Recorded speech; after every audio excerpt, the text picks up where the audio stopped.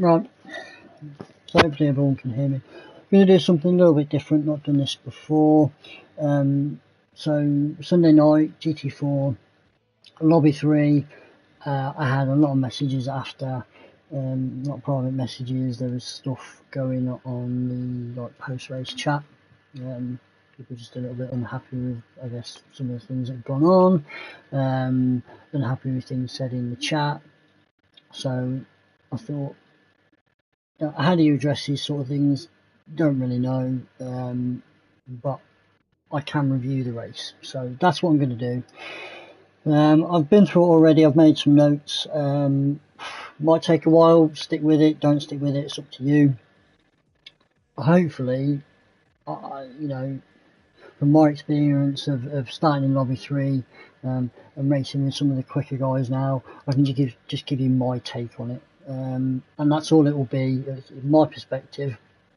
Obviously, I'm in the stewards group as well. There are 8 other people who might look at things and see them completely different to me. So I'm just going to try and give this from my perspective as a racer, and maybe like the thought process that I might go through so that you can race side by side with people and race cleanly.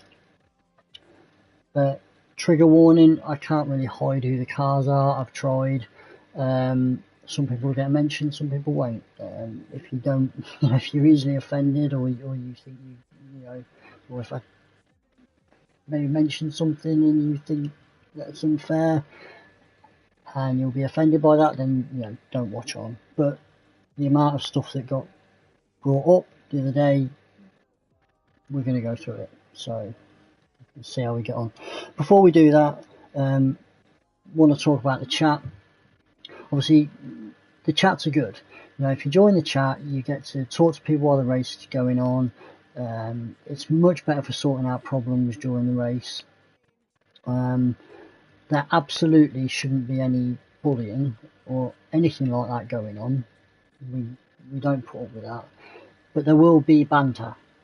So again, if you're easily offended, they're probably not the best place to go in. We're not going to babysit people. Some people are in there. They want they want to have a laugh and a joke. But this is supposed to be fun, and they should be able to. Some people are in there to talk about, that want to hear what's going on in the race. You've got to respect everybody and the reasons why they might be in that chat. I would say the people that get involved in the chat more get more out of it. If you just jump in and you're a bit of a lurker in the background, you don't say anything, it's almost pointless being in there. You're not really going to get anything out of it other than, like I said, and you're not putting anything into it either. You're just taking a spot up that maybe somebody else could have. So if you're going to go in the chats, get involved. If your name's getting called out a lot in chat, then maybe sometimes it's an indicator to have a look at what you're doing on track, because, as I say, there's no smoke without fire. But at the same time, nobody should be being singled out and, like I said, being bullied. We won't put up with that. What I would say, having watched all of this, and there's a lot more risk being taken, especially in the early laps, and I think that's potentially the difference between, or one of the ways that people can get a better race result. If you watch like a replay of Lobby 1, I wouldn't say that I mean, maybe there is a bit of a skills difference, but it's not the skills that make the difference in that first lap, for example. It's the fact that people just don't take as much risk.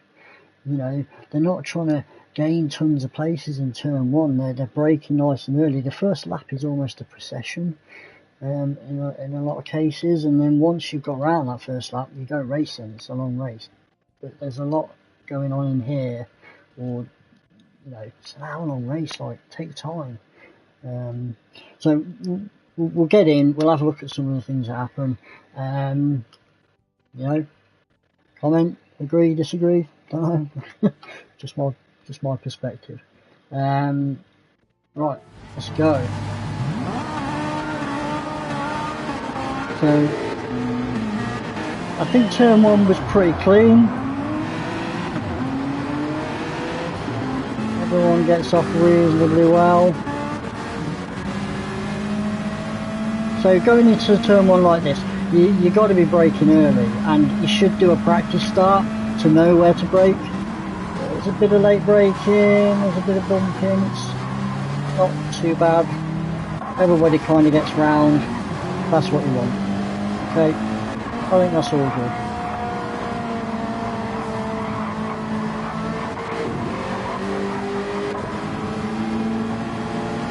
Okay.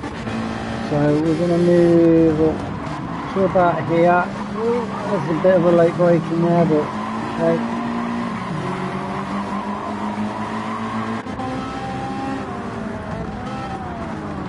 So I think this is potentially where we start to see the first of the incident. So we've got the Corvette and the Atenza there have just touched, okay, early on, so you know, these things happen. The one thing, you know, I will always, if I feel like I've gained an advantage from something that wasn't there, I'll just back off and give them the place back. Like I say, long race. The Tender's lost out quite a bit there, and has lost some speed because of that earlier bump. And there's, we'll put names on since you can see it anyway. So going down into here then, like I say, Tender's lost some speed. The Audi behind pulls out.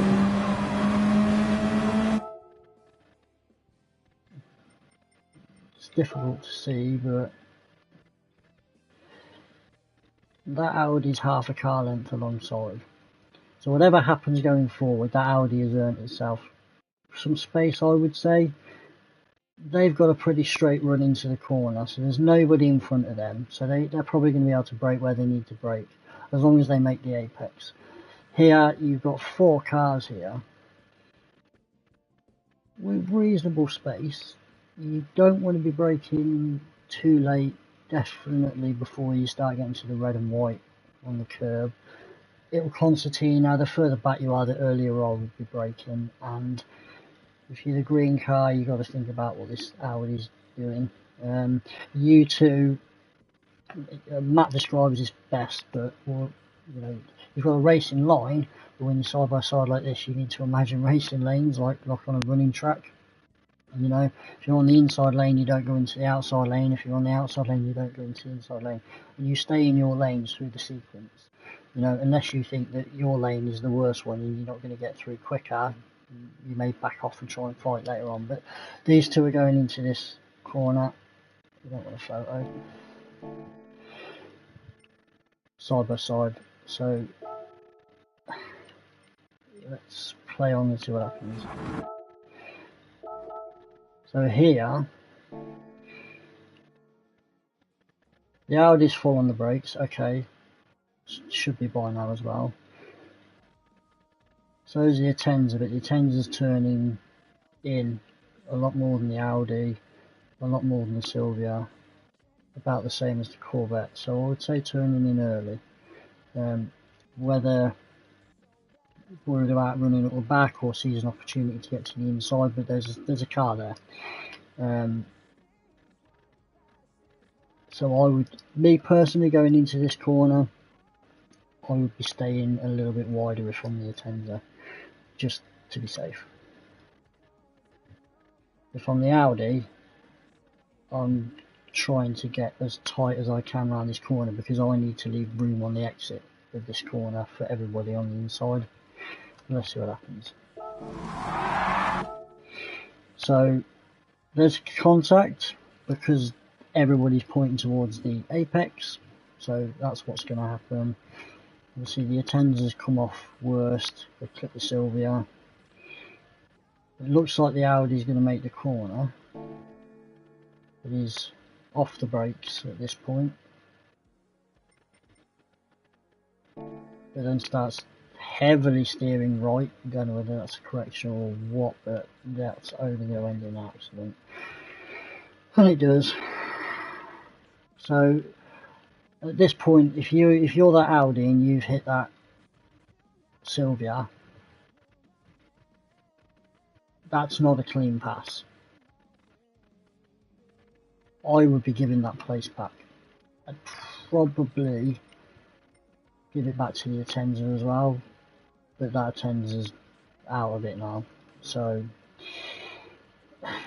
it's a lap one thing. There's a lot of mess. There's a lot going on. The Sylvia's probably the car that's not had anything to do with much of that and come out worst. And we've got a Jag off throttle but not on the brakes with the car sideways in front of it. Like, again, if you're that car, you got to be on the anchors when if you see somebody in front of you sideways. Don't gamble on it ghosting. You treat it like it's a real car and you brake. We've got another car right behind as well. All this stuff you've got to try and anticipate it, because you pick up damage early on, you're just ruining the race. And stuff like that, side by side, everyone just try and get through the corner instead of trying to make places up, is what I'd say.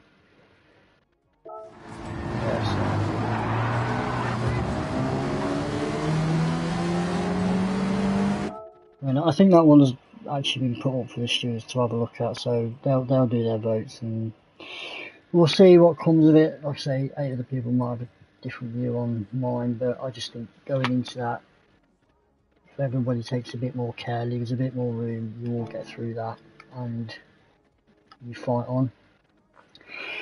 Yeah, so that wasn't great. So lap 2, 9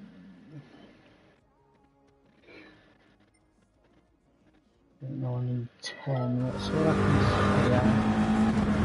So 8, 9 and 10.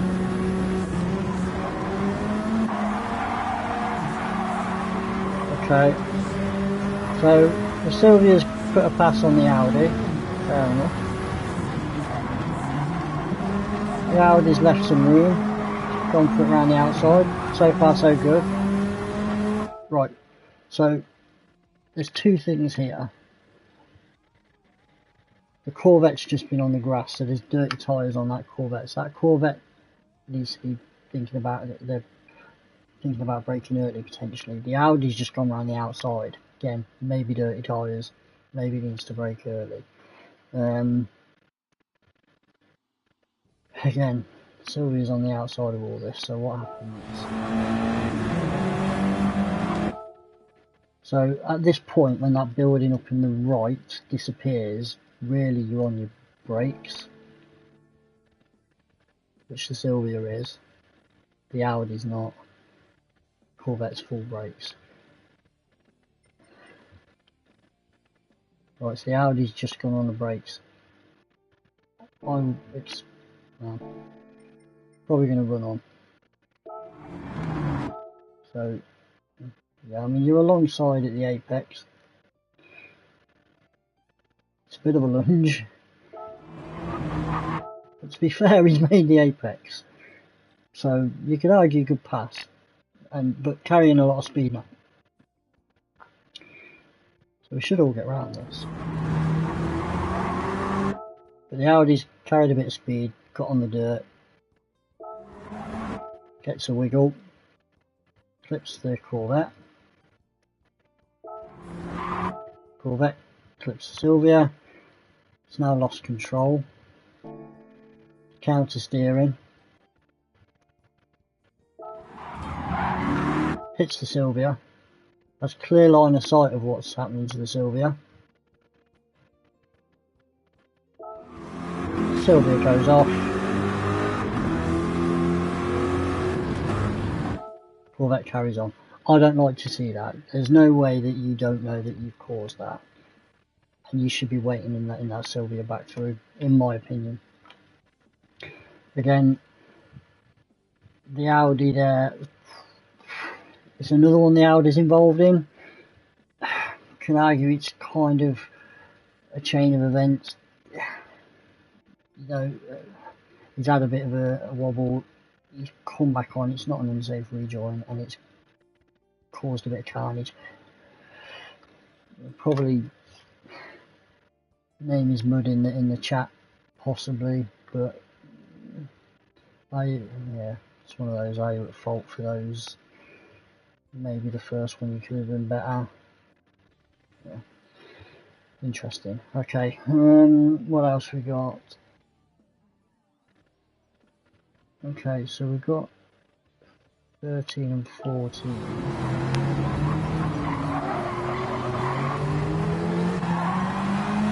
Ah, right, okay. I remember this one, right. So we talk about if you see a car crashing ahead of you, you've got to treat it like it's a real car. So, two things here. That car, the Jag is spinning. So, I was always taught that if you've got a car crashing in front of you, aim for the rear, because that's where it's come from. Don't aim for the front, because that's where it's going, and you're more likely to have a collision. You've also, once you see that happening, you've got to be on the brakes to avoid it. Yeah, so we're still full throttle.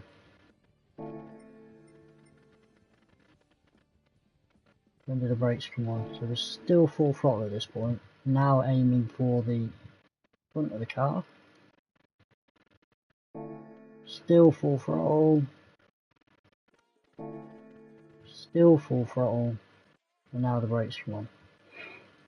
Well, the thing is, this car's had an accident on its own here, but you're now going to make it worse.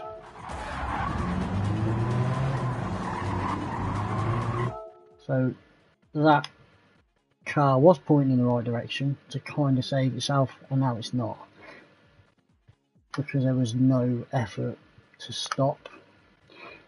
Again, I think in that scenario you wait. Feels like the sporting thing to do.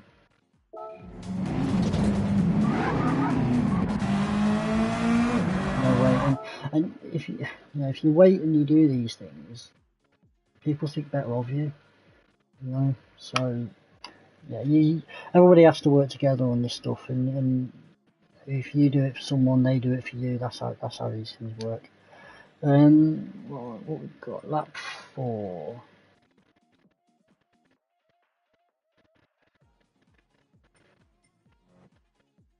Lap 4. Car 2 and 1, car 7 and 8. Okay. Oh, okay. Let's see what happens here. So, car 8 following car 7 in the slip. Pulls out, brakes in a straight line, slightly misses the apex. Audi gets the cutback, leaves room. Good racing, decent pass that, and good racing from the Audi as well, because he's he's not turned in on, the Mazda. He's kept the steering open. The Mazda's gone by. He's done the cutback, and he's left racing room on the inside. Yeah.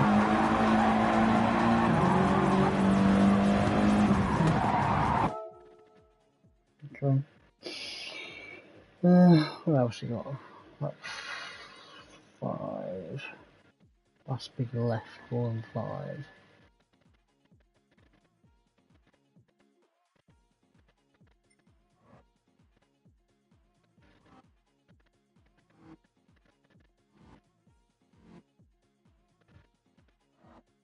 Okay, so let's go from here, so see what happens. I can't remember. Okay, so the Ferrari's gone a bit wide, the Jag's followed him, which often happens when you see a mistake and you push to try and do something. Oh, early braking from the Ferrari. Jag slowed down. He's hit the Ferrari. He's backed off and he's given the place back. He's not felt that would have been a fair pass, and it wouldn't have been. He's given the place back. He's allowed the Ferrari to gain its composure, and they go racing again. That's good racing. That's fair. You know? Yeah, fair play. Okay, what we got?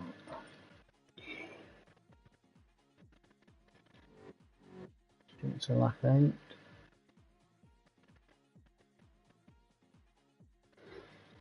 Again 4 and 5. What have we got here? Okay. So racing nice and close, which is good. Ferrari goes a bit wide. Jag's on the inside, little touch, but nothing too bad. There's enough room.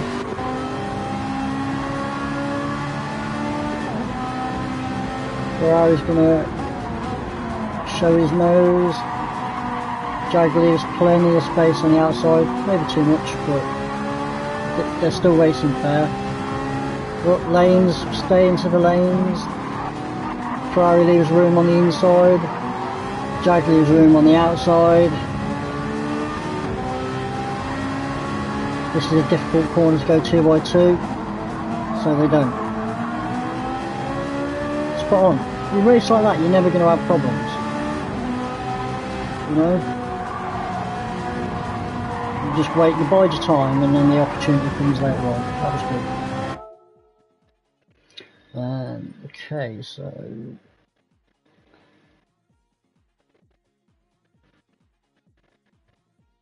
jump to lap 9. Right, so this I think was an example of how to deal with blue flags. So before we go, blue flags. If you're following a car that's getting blue flags, don't bully it. You need that car will be nervous about you coming up behind it. I know sometimes you're in a battle yourself and you want them to get out of the way, but barging through, you're just taking unnecessary risk. But if you are the car getting the blue flags, don't impede someone. You know, if you can see them coming and you're getting those blue flags, you know, without ruining your race, pull off the racing line on a straight, come off the throttle, let them through, tuck back in the slip. Probably won't lose any time if you do it right. You know, don't go into a technical section ahead if you think they're going to catch you before the end of it. It's tough. It's tough. Everybody has to work together with blue flags, but the one thing you shouldn't be doing is driving, you know, corner after corner after corner with the car right behind you. So you can see here this Jag is starting to get blue flags. Sylvia's starting to catch up. Not impeding yet. So we're not on a straight. I would say still okay. You know, Sylvia's making ground. We've got a long straight here. We've come into a technical section. Sylvia shows his intentions. Jag pulls over, brakes early, allows Sylvia to go. That is a perfect example of how to obey a blue flag. Spot on. Okay. Right, what we got? It's lap 11.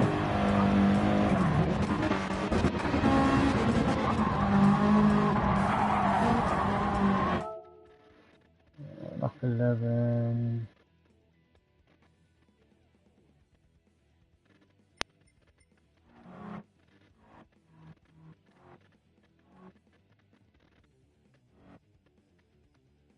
Right, lap 11, turn 1.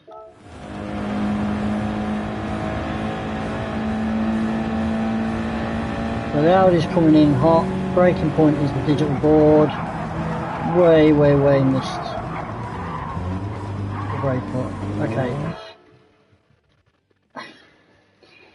Yeah, and to be fair, there's a lot of incidents, or a lot of things that happen through the race with this particular car, and it all stems from missing braking points, which comes really from over driving, and it's just costing loads of time. You'd be better off braking a bit earlier, because if a car, I mean that Atenza sees you coming in like that, you know, any car that has you behind them is going to be worried, and you're going to get a reputation for you know, what's going to happen if that person's behind me, and that's not where you want to be. Yeah, and like I say, it happens throughout this race. A lot of late braking, missing apexes, almost taken out of the cars. Needs a bit of work. That needs a bit of work. The other thing I would say, that's a lot of damage that was picked up early on racing hards. From a strategy perspective, unless you are at the back end of a stint, particularly on racing hard, I'll probably pit early, get rid of that damage. It's just going to cost you so much time. You're better off if it was early damage on those hards, because what we're on now, lap 11. If it was early damage picked up, you're better off pitting and switching strategy and doing 2 extra stints on soft or something. You'll make the time back. Lap 13, 7, 8, 9. Okay.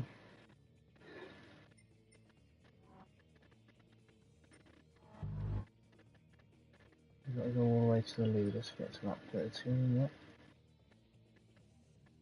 7, 8, 9. So where was this?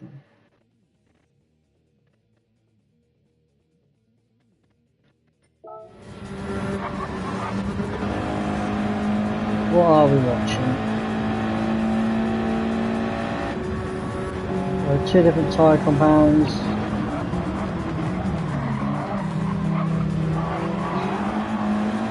See, what I like there is the positioning from the Audi, slightly on the inside.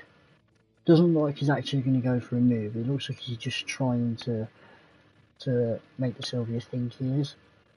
And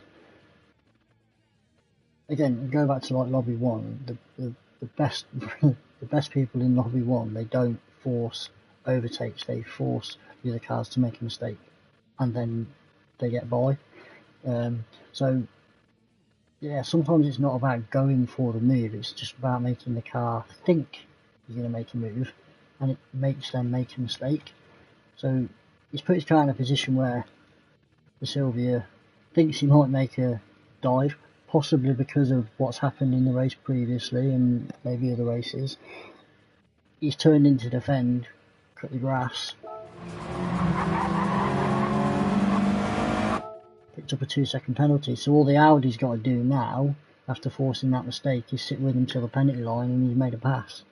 But actually, if that was intentional, that was quite clever.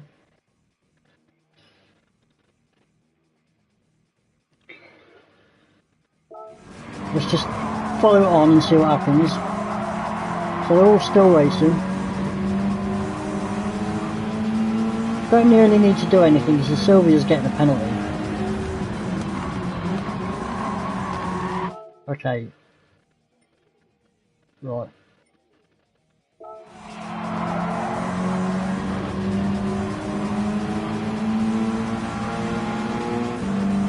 So this is all very close, concertina effect.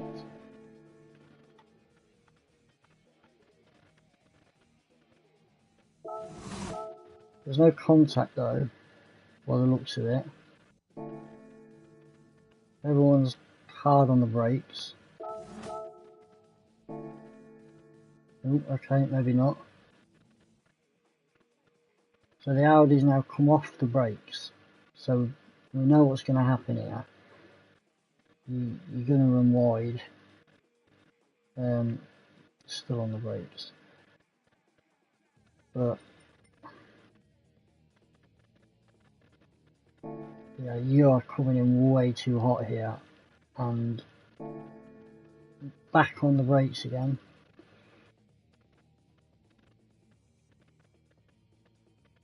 And that is as close as you are going to get to taking somebody out.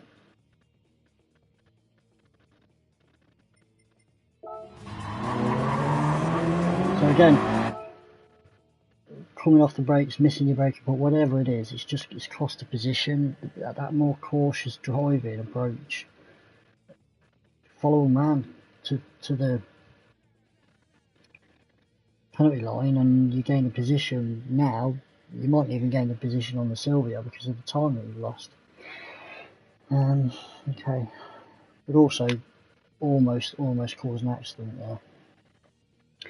What else we got? Car 1. Okay, so car 1 is out of fuel. Car 1 runs out of fuel very early, very strange. We're still in control of the car, trying to get it back to the pits, I would imagine. Looking at the track map, there's no one around.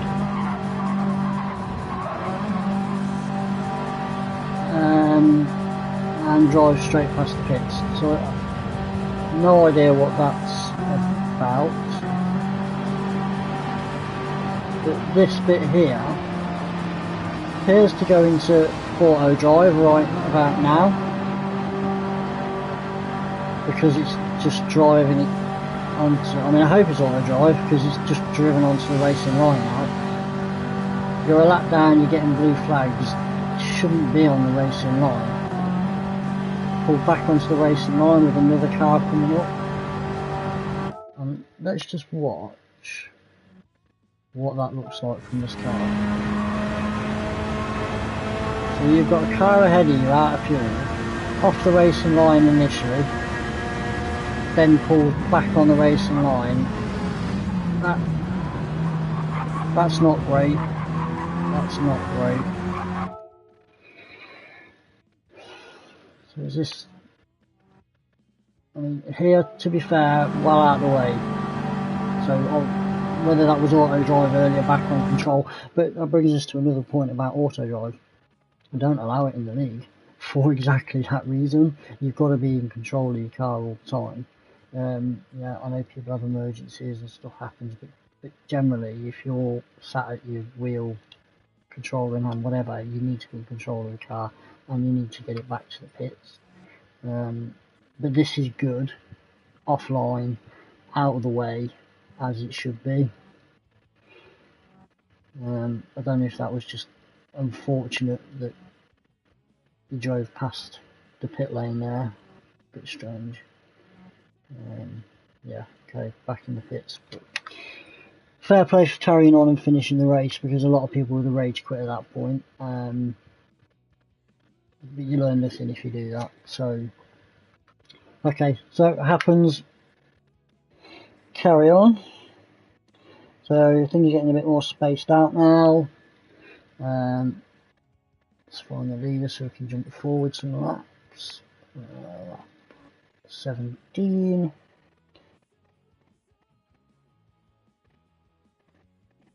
So what have we got here?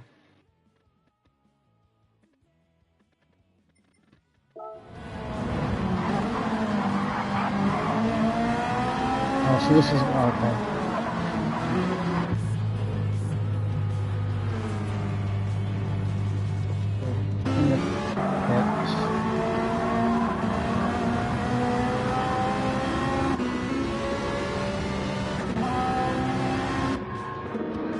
Okay, so you're coming out of the pits here a few laps down with all those cars approaching. If you look at the track map, yeah, I'd have probably just hung back until they got past, to be honest.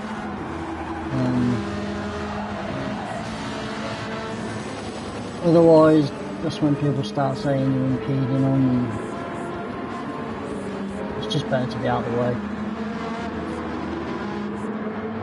Yeah, I mean, we're going around quite a few corners now with those cars behind, close behind.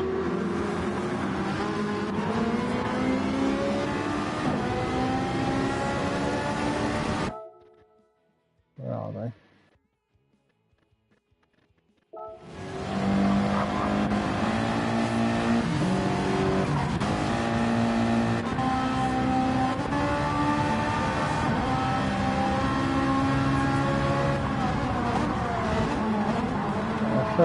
Gets out of the way there, fair play.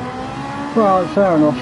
It's just one of those, you're coming out the pit exit, you can see cars coming down on the track map, you know you're a lap down, it's probably just better to back off and let them go, and then follow them through from an etiquette perspective, I guess. Again, just my opinion. Right, what have we got? Lap 19.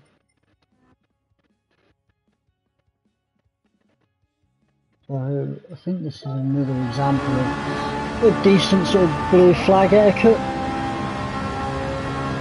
So we're just getting to the point now where the Ferrari's close enough, we're getting close enough to the Jag that it's going to start impeding it soon. He's pulled out the way. Again, same Jag as earlier, but it's just it's a good example of how to obey a blue flag properly. Fair play to whoever that Jag driver is.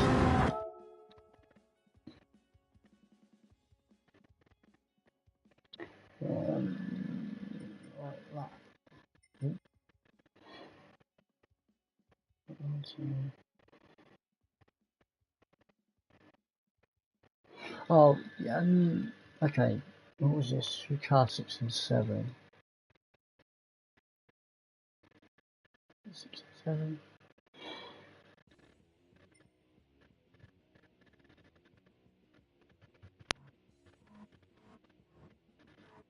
What did it start? Yeah. So there's an overtake here, and it's all good. When I watched it, I just thought the Ferrari at the end pulls back in front of the Silvia, which it's far enough ahead that it can, but it's risky. Silvia's on hards, Ferrari's on mediums, so Silvia's got a brake later. The move's done. And it's that racing lanes thing again. You've made the move past, stay in your lane. If you pull back across in front of that car, you're taking a big gamble that car brakes early enough, or doesn't end up picking a bit of extra speed up in the slip and runs into the back of you. And if it goes to the stewards, does somebody say, oh, you moved in the braking zone? So I would just stay pointing ahead. I wouldn't have probably made that move to the left. Or how close they get. It's just unnecessary risk, but everyone comes around okay.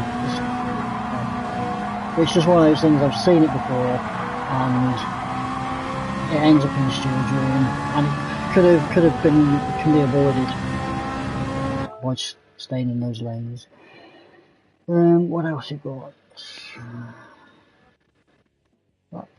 20, car 8 and 7. Okay. 7. See if we can find this.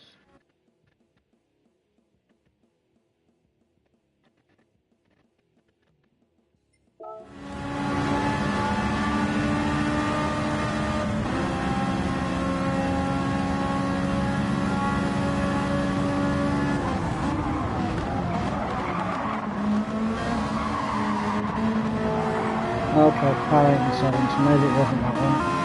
Let's move forward. So this car's on a mission. Catching the Silvia. What's he gonna do? So he's got the speed. So Silvia could move left and defend here. He's not. Ferrari's positioned himself. Broke. He's got it stopped. Silvia's left the room. Yeah, Silvia could have defended that on the inside if they wanted to, but they've obviously chosen not to fight that battle. Ferrari's on softs, they're on hards. Probably a sensible decision. Probably would have lost more time by fighting that. So, just good racing, that. Good racing. Okay, what else? Okay, yeah, this was a weird one. So we jump forward.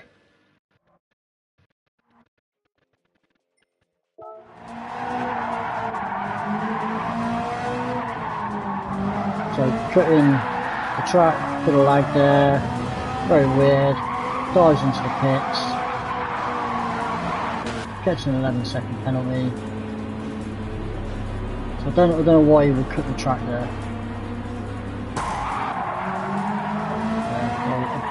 that, unless you just completely got the turning point wrong. Maybe I was just a genuine got that turning point wrong. But made a hash of the entry of the pit. 14 seconds on exit. And if you look at the track map, there's somebody who's exited the pits there, with somebody right behind you, and then now holding them up, and it's the race leader. That's not wrong. That's not wrong. You know, you should be backing off here and just letting them go. Still racing around the outside, and then ends up in the grass. That's not good. That's not good to see. Again, like I say, coming out of the pits, check the track map. You know you're not in a race with that person. You just back off and let them go. That's just, yeah, it's not good driving, in my opinion. What else? Okay.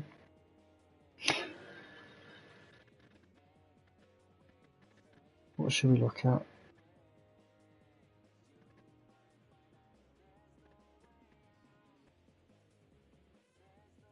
About 25?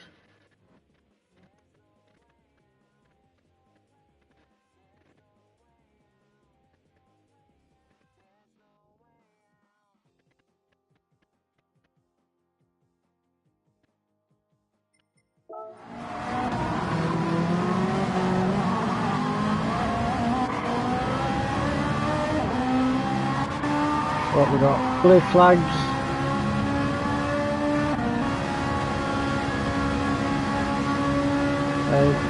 Yeah, probably should have moved off the racing line there and let him by. Could have been done better, probably. Yeah, moved over. But then I'll just back off there. Let him back off, tuck in on the slip. Yeah, that's not making it easy to overtake, and we've already seen it a lap earlier. Again, nice. Make it easier for them. Doesn't that's not the right way to go about letting people by under blue flags. Okay. So I mean that's pretty much all of it, to be honest. There's lots of stuff going on there.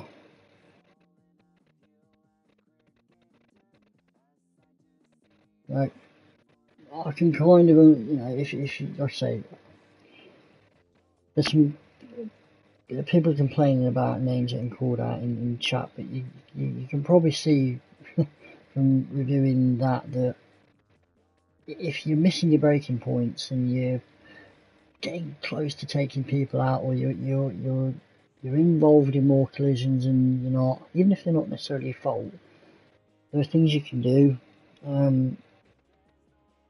You know, fair play to everybody for finishing. There was one disconnect and that was unfortunate, but everybody finished, so you know, fair play.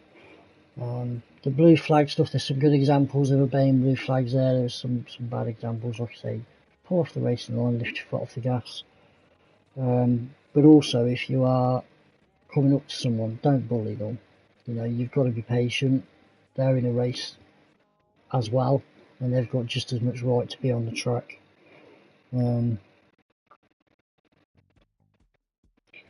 I guess the final thing is that racing lanes that Matt talks about all the time. You know, if you get used to using lanes and not the racing line when you're going side by side people, you will have far less accidents.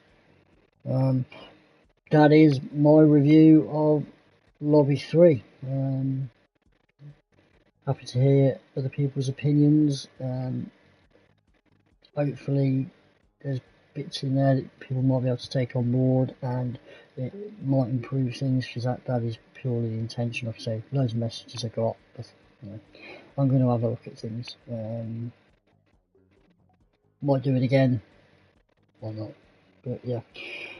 We'll